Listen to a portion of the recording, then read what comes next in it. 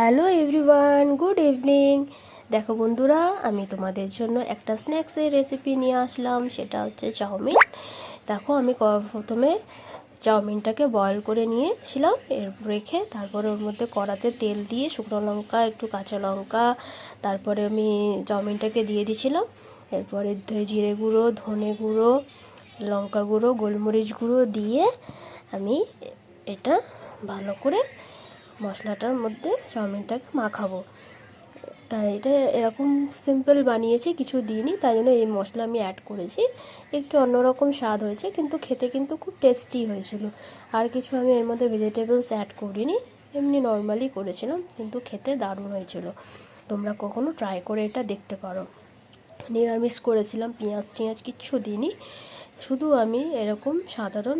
আর একটু এর মধ্যে আজিনা মটর দিয়ে দিয়েছিলাম।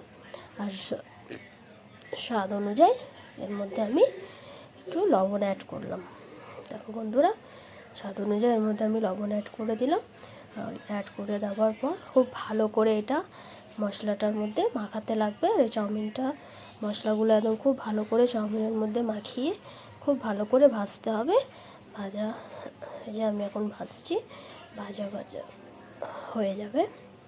একটু লাল লাল করে ভাজলে একটু আরও বেশি ভালো লাগবে। হয়ে গেল, রেডি।